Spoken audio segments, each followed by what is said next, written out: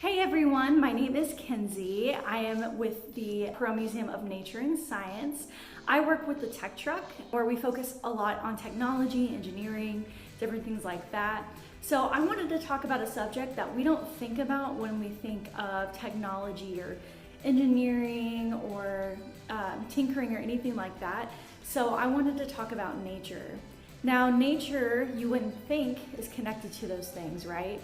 So you would think that nature would be related to life sciences like biology. But did you know that nature is actually very important if you are an engineer? So a lot of things were actually created by the inspiration of nature. Not that we used nature to make it, but nature gave us an idea.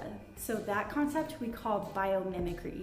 So biomimicry is solving human problems when we look to nature, because if you think about it, nature itself has been solving problems for a really long time.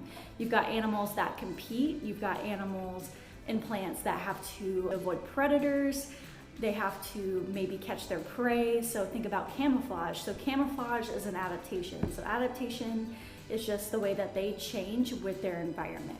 This creates a world of really great ideas. So something that we might use every day that was actually inspired by biomimicry is actually Velcro. So I've got some Velcro right here. So this was actually discovered using biomimicry. If you guys want to look up that story, it's actually a really fascinating story. So I want to share one of my favorite stories of how biomimicry actually helped engineers in Japan. So in Japan, they were running into an issue with these trains called bullet trains. Now they were called bullet trains because when they would enter or exit a station at a very fast pace through a tunnel, they would actually make this really large booming sound. Now this booming sound was very problematic because it was disturbing communities, it was actually disturbing the ecosystem. So one of the engineers decided that he was going to try to fix this problem. Now, fortunately, this guy was a birder, okay? So he wasn't just an engineer, he was someone that was very fascinated with birds.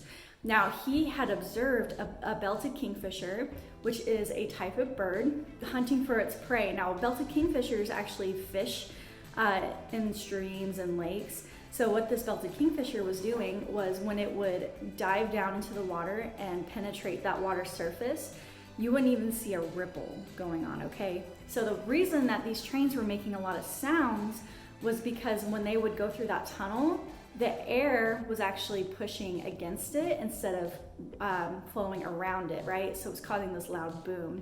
Now he noticed that when that beak of that belted kingfisher penetrated the water, it was actually breaking the surface of the water instead of pushing against it. So it had this kind of bullet, kind of arrow-like beak, very narrow.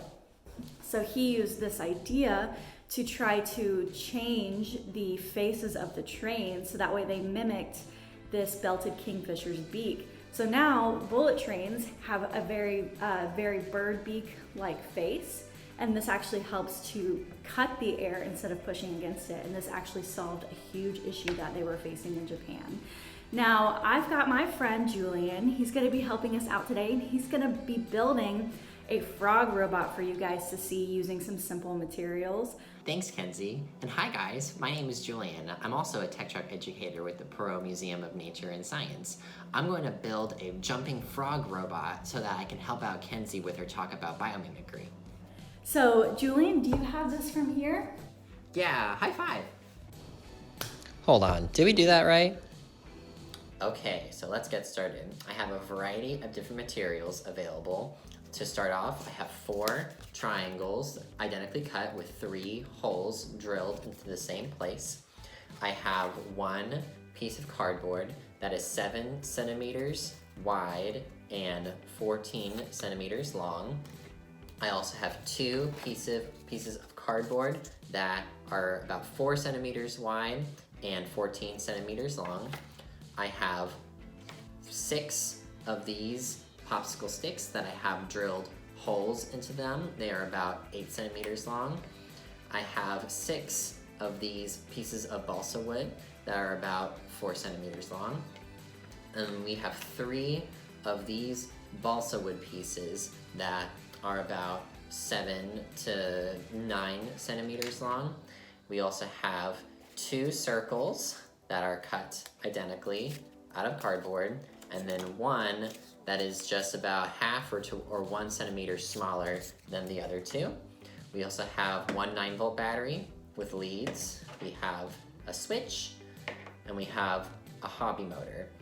I am also going to be using scissors and a hot glue gun, and I'm also going to be using a soldering iron and solder. So if you are doing this project at home, make sure that you have parents helping you out to help you use those different types of tools.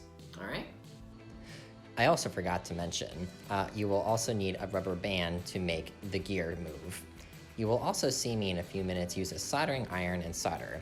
This is not required by any means. I just wanted to add a switch to my robot, so I soldered a switch to a battery and to my motor.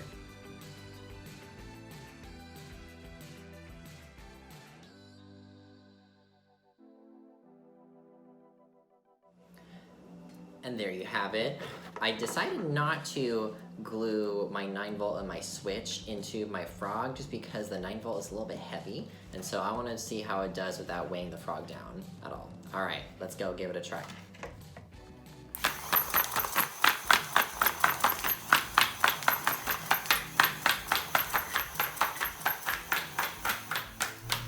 Well, that looks pretty good if you ask me. But let's be honest, nothing is ever as really cool unless it's in slow motion. Thank you guys so much for building this frog with me. My name is Julian, and I'll turn it back over to Kenzie. And again, my name is Kenzie. I hope you guys learned a lot today about biomimicry, and I really hope that this inspired you to get ideas from nature. So maybe you can go in your backyard, or you can watch different animals and plants interact in the ecosystem, and that can inspire you to make the next great thing.